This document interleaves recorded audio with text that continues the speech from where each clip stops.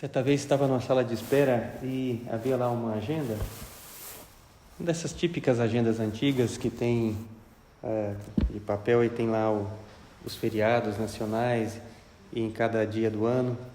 E aparecia lá uma sigla que era, naquele dia, o país que celebrava aquele feriado também. Aí você vai folhear lá rápido, né? Você vê que eu estava esperando, passou o tempo, foi lá ver o Thanksgiving Day, aparecia lá. Estados Unidos, o Japão também celebra, aparecia lá alguma coisa. Aí apareciam os feriados cristãos, aí você via os países que de fato celebravam as datas cristãs, os países muçulmanos, aí tinha lá o Ramadã, claro, e aí tinha países com um tipo de outro. E havia uma festa que me chamou a atenção, folheando lá, que celebrava, mesmo sendo maioria muçulmana, mesmo sendo maioria de católicos, celebravam ao mesmo dia. Ou seja, tinha países que não celebravam Natal. Muçulmanos não tinha Natal lá, países muçulmanos. Mas celebravam esse feriado. E países ocidentais, que eram de maioria católica, ou pelo menos tinha influência católica, celebravam também. O que unia num único feriado, né? Aí que aparecia lá no quadrinho, tinha muita gente que celebrava esse dia. Era o dia do trabalho. Que a gente vai ter daqui a pouco.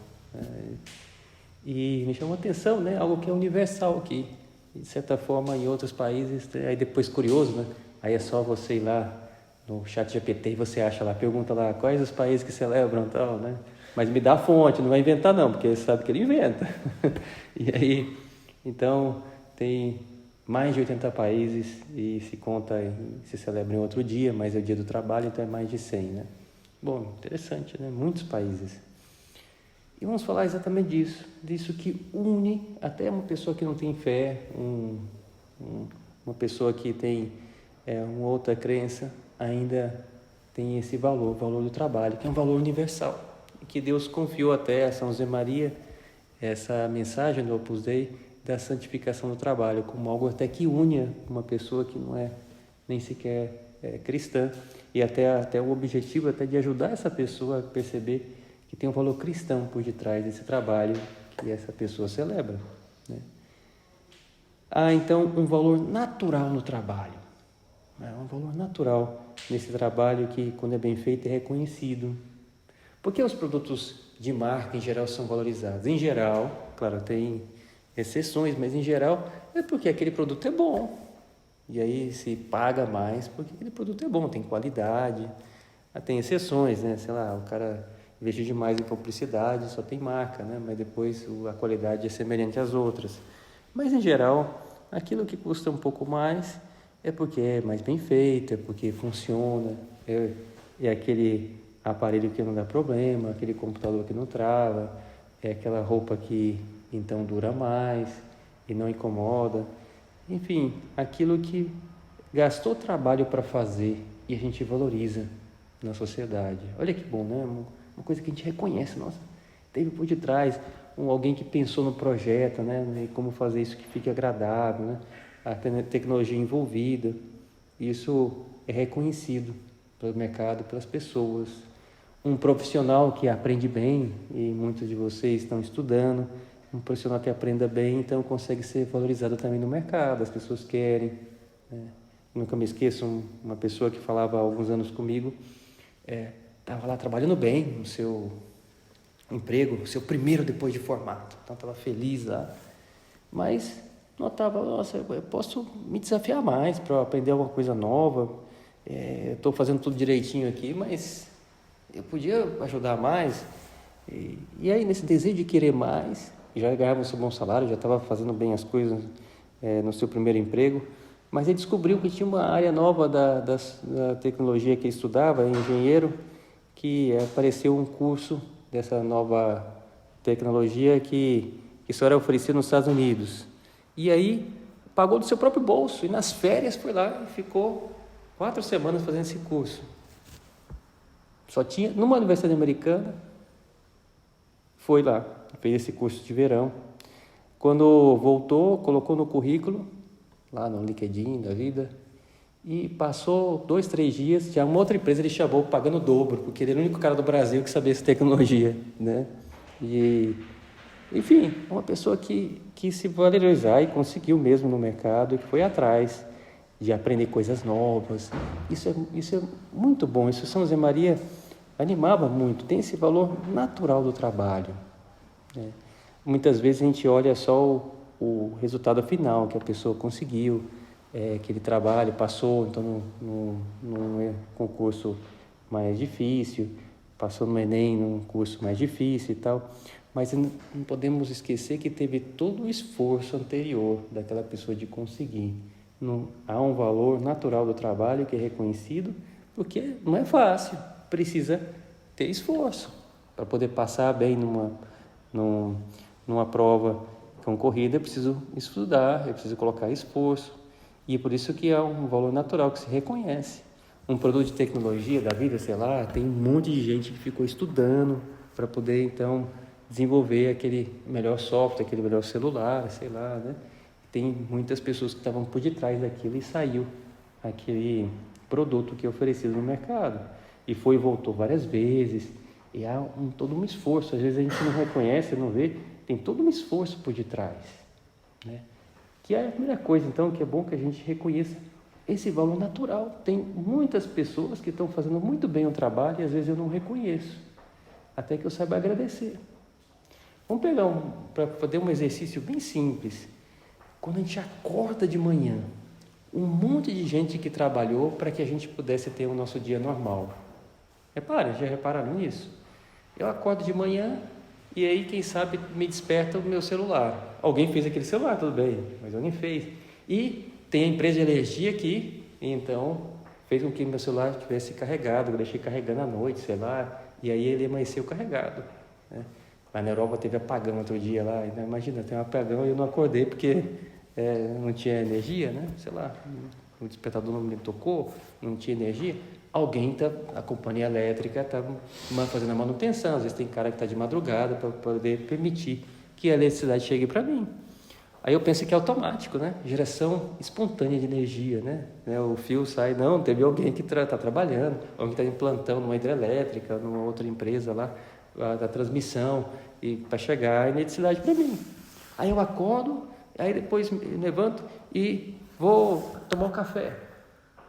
Aí quem sabe tem lá um pão que eu vou comer. E esse pão, o que aconteceu? Teve um agricultor que meses atrás plantou o trigo e aí colheu esse trigo, e esse trigo mandou então finalmente para a padaria, e teve um padeiro que acordou de madrugada e fez o pão. E se eu comer o pão quentinho, esse padeiro acordou naquele mesmo dia, 3 da manhã, para fazer o pão que eu como às 6 da manhã, né?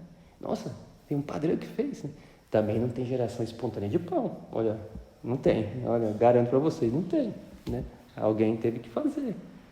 E aí alguém teve que comprar, trazer. Então o entregador veio, né? E aí deixou lá na minha casa e apareceu então, né, na minha mesa.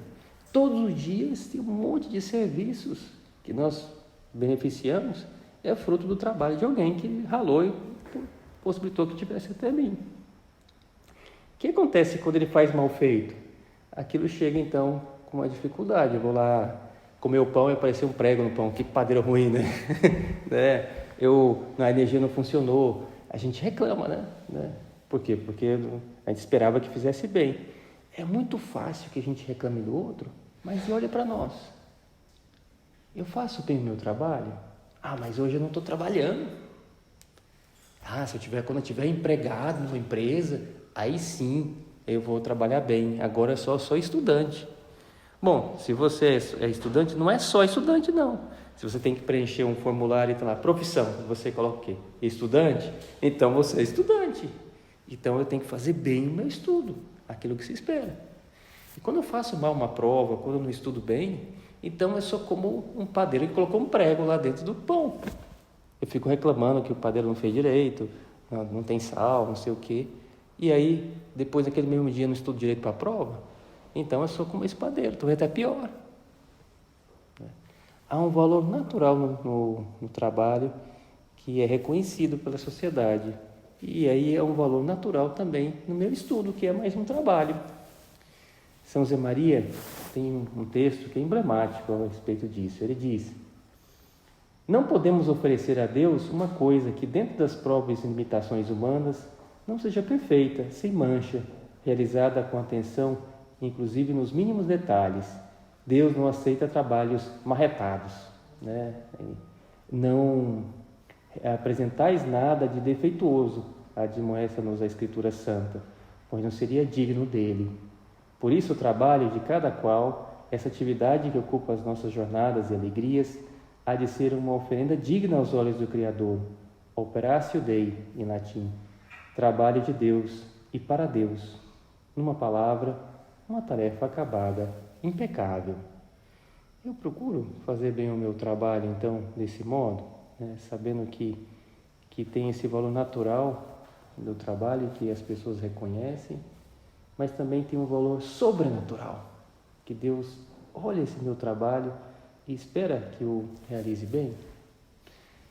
Quando abrimos a Bíblia, tem a citação que São José Maria gostava de lembrar, lá no Gênesis, quando fala da criação do homem e da mulher, diz que o Senhor criou o jardim do Éden e deixou para que o homem cultivasse o jardim. Em latim, ut operaretur, para que operasse, trabalhasse no jardim. Isso é o capítulo 2 do Gênesis.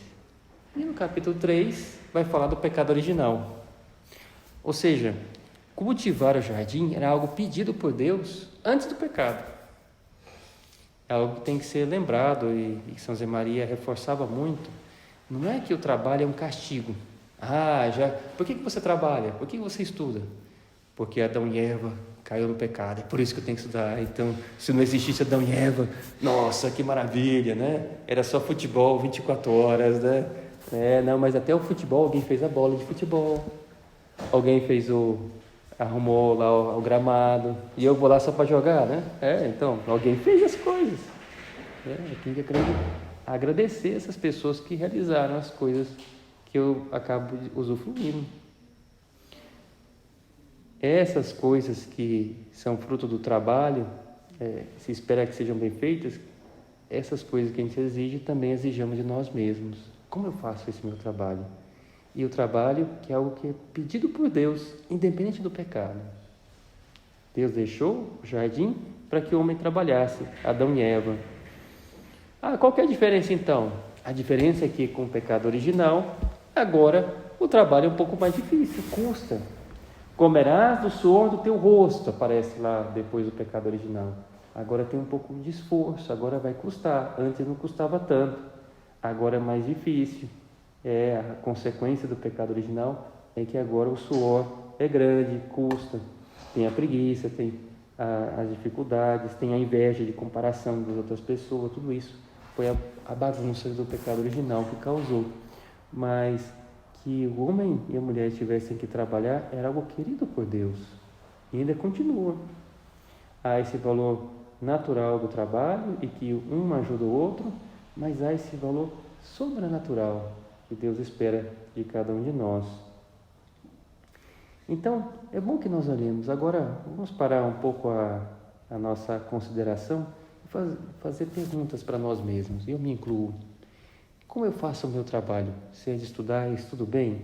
Se eu estou no estágio, eu trabalho bem esse meu estágio? Procuro fazer aos olhos de Deus, não aos olhos das pessoas. Tem pessoas que às vezes até fazem bem, se tiver alguém fiscalizando, se alguém estiver me olhando, então eu faço. Parece que uma pressão. Mas se não tiver ninguém olhando, aí, nossa, faço de qualquer jeito e tal. Não vai cair na prova? Opa, então quem disse que eu vou olhar isso aqui? Não vai cair, pô? Agora, se eu penso que é algo que eu quero aprender para a minha vida, o professor falou que é algo importante, não vai cair na prova, mas eu quero aprender isso aqui, eu quero saber dessa matéria também. Que eu estude com esse profissionalismo, independente se vai cair na prova ou não, porque eu quero aprender para a vida. E que maravilha que ao aprender algo novo, ao fazer bem o meu trabalho, eu com esse valor sobrenatural, eu posso depois ensinar outras pessoas aquilo que eu aprendi. As pessoas então vão usufruir do fruto do meu trabalho. Aquilo que custou para eu aprender, agora eu torno mais fácil para que o outro aprenda, explico de outro modo, mais fácil. E outra pessoa aprende, isso vai ser super bom. o fruto do meu trabalho, as coisas que eu aprendo, eu consigo trabalhar melhor, mais rápido e ajuda então que outras pessoas possam usufruir desse trabalho. Como é bom, né? Às vezes caímos nessa tentação de esperar que algum dia o trabalho possa não existir mais na sociedade.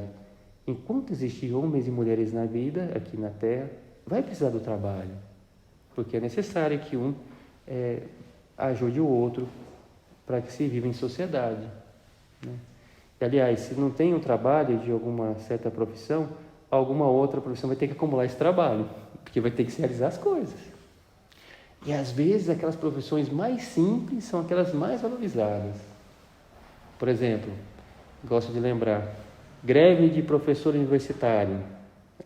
Aí às vezes pode ficar, se não resolve o problema político, 1 mês, 2 meses, 3 meses de greve, né? Greve de lixeiro, 3 dias já resolve a greve, né? Ninguém aguenta, né? Toda a cidade toda cheia de lixo e tal, ninguém aguenta. Por favor, volta lixeiro, volta. O pessoal resolve logo, rapidinho resolve essas greves. Até resolve antes, quando começa a estar anunciando que vai ter greve, já não, resolveu, né? Por quê? Porque é um serviço essencial, notam a falta logo, né? Às vezes as profissões mais simples são aquelas mais valorizadas, né? É o valor que tem o trabalho. Mas perguntemos, eu faço aos olhos de Deus esse meu estudo o melhor possível? Procuro agradar a Deus, sabendo que Ele me olha, mesmo que ninguém olhe, e eu consigo um céu muito grande fazendo bem esse meu trabalho? Do ponto de vista humano, podemos até fazer essa pergunta: se eu fosse o chefe, eu me contrataria?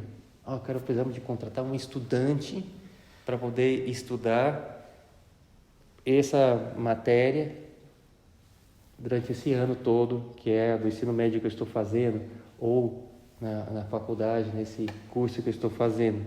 É um estudante profissional, eu queria que ele aprendesse bem essa matéria e tal. Eu me contrataria para esse cargo? Se eu pudesse, então fosse contratado, que pudesse escolher dar uma bolsa de estudo para alguém que fosse o melhor estudante, eu mereceria essa bolsa? Aí é bom que a gente pergunte, cara, eu acho que eu não me contrataria não, porque eu não mereço não, porque eu faço errado isso aqui, eu tenho preguiça e tal. Então deixa eu melhorar essas habilidades, que eu seja capaz de me contratar, porque eu acho que eu confio em mim, que eu vou tentar fazer o melhor possível para fazer bem essa tarefa que estão confiando em mim. Quem me contratou? Contratou Deus, nosso Senhor. Deus me contratou, espera muito que eu faça. E, segundo momento, os nossos pais os contrataram, porque eles estão investindo em nós, nessa tarefa que eu estou realizando. Mas, em primeira de todas, quem me contratou foi meu pai. Meu pai, Deus, que espera muito de mim, que aquelas tarefas que eu aprendo, aquelas coisas, eu posso ajudar muitas outras pessoas. E, às vezes, de algo que eu aprendo aqui, que às vezes não vai ter nada a ver com aquela profissão minha no futuro. Sei lá, às vezes eu conversava com um advogado e às vezes eu encontro isso, né? Padre, eu estudei lá no ensino médio, raiz quadrada, não usei mais nada na minha vida, raiz quadrada. Por que eu estudei esse negócio, né? Claro, é discutível tal, o que a pessoa aprendeu talvez, mas no mínimo te ajuda para fazer amizade com o matemático, né? Ou para que você tenha alguma abstração. E alguma coisa, mesmo que seja acessório, te ajuda, né? E claro, o que vai se esperar para você é que você estude aquilo que é do nível normal, daquilo que é exigido. Te ajudou para você passar no Enem, pelo menos te ajudou, porque teve uma questão lá que você teve que resolver uma raiz quadrada. Então, te ajudou, pelo menos para isso. Que você pense, né? As coisas não são só pela utilidade em si, mas para aquilo que me permite abrir portas depois. Não só para utilidade para o resto da minha vida, mas que abriu alguma porta agora, foi útil para aquele momento. E foi bom que eu aprendesse. É muito fácil se esconder naquilo que vai ser útil ou não, para que assim a nossa preguiça reine, não a dedicamos todo o afinco naquela tarefa que se espera de nós. Então é bom, tem esse valor natural do trabalho, mas é bom também que eu olhe esse valor sobrenatural. E aí queria, no segundo aspecto final da nossa meditação, olhássemos para a figura de São José. A igreja escolheu o dia 1º de maio, que já era consagrado em muitos países como o Dia do Trabalho, para dedicar a São José operário. Lembrar de São José que trabalhou bem. A figura de trabalhador que a igreja escolheu como um símbolo de quem trabalha bem foi exatamente o pai adotivo de Cristo.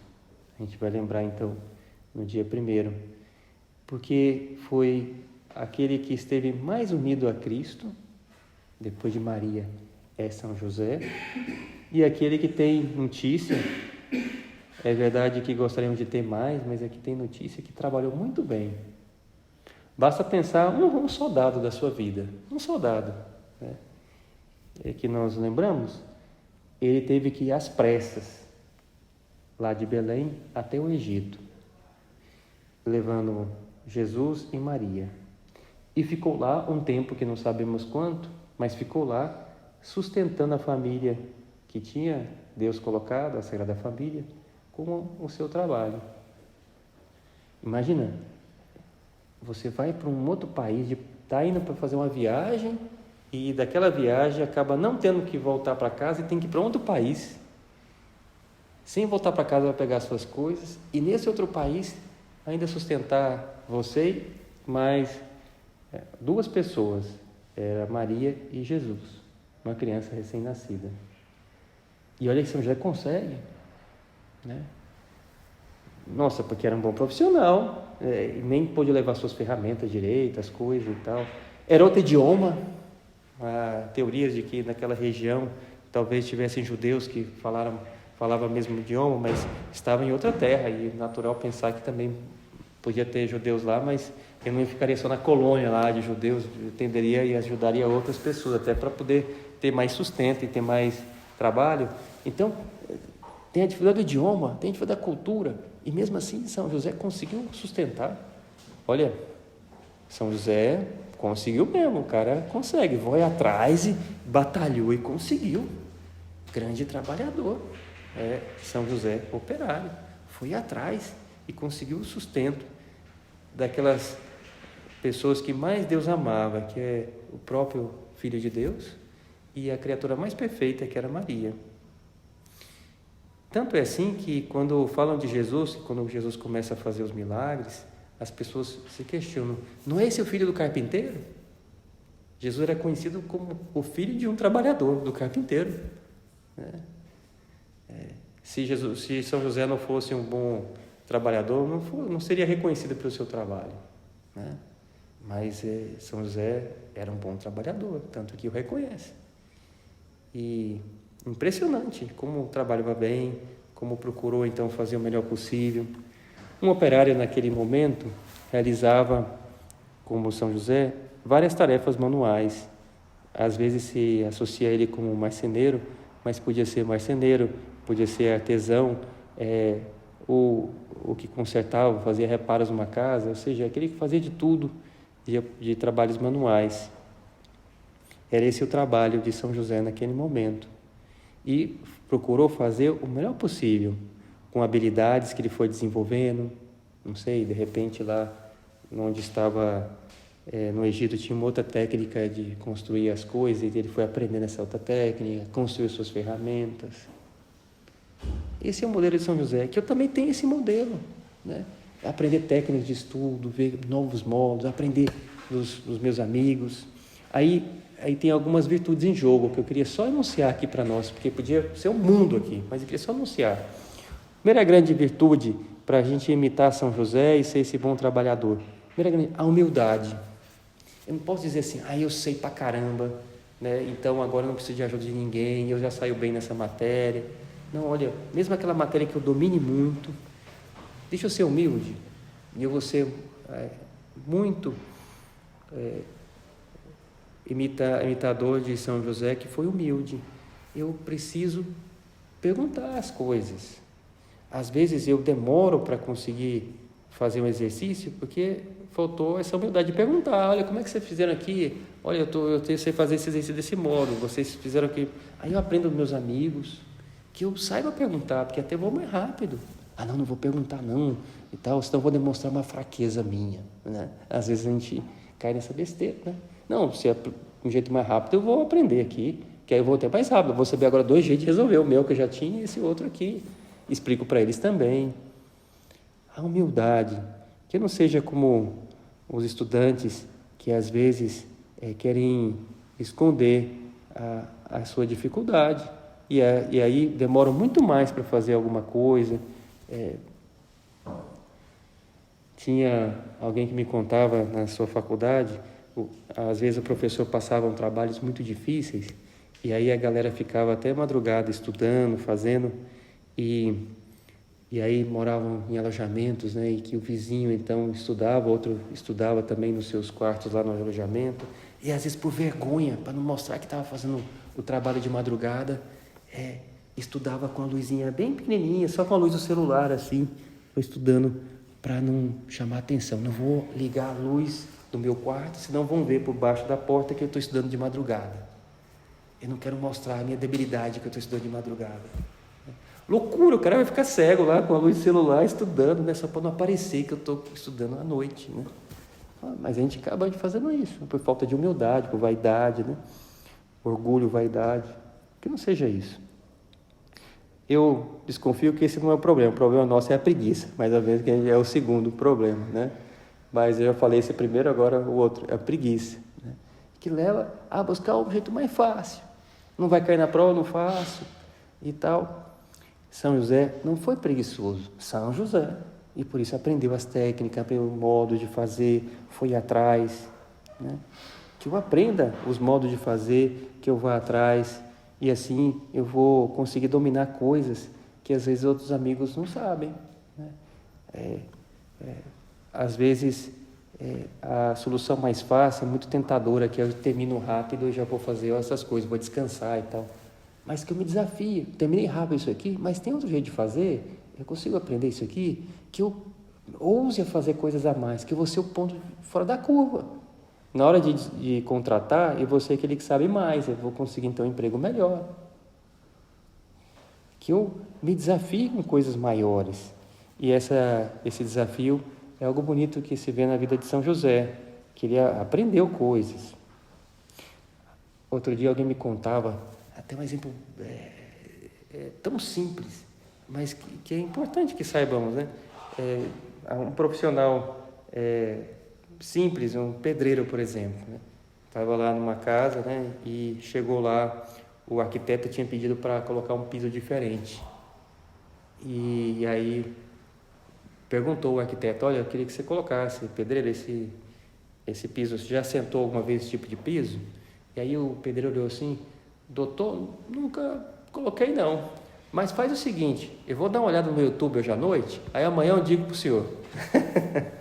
O cara foi lá, olhou no YouTube à noite, chegou no outro dia e falou para o arquiteto, olha, eu consigo sim, eu olhei aqui, achei um canal aqui no YouTube, eu vou colocar desse jeito aqui e tal. E o cara fez a obra lá, né?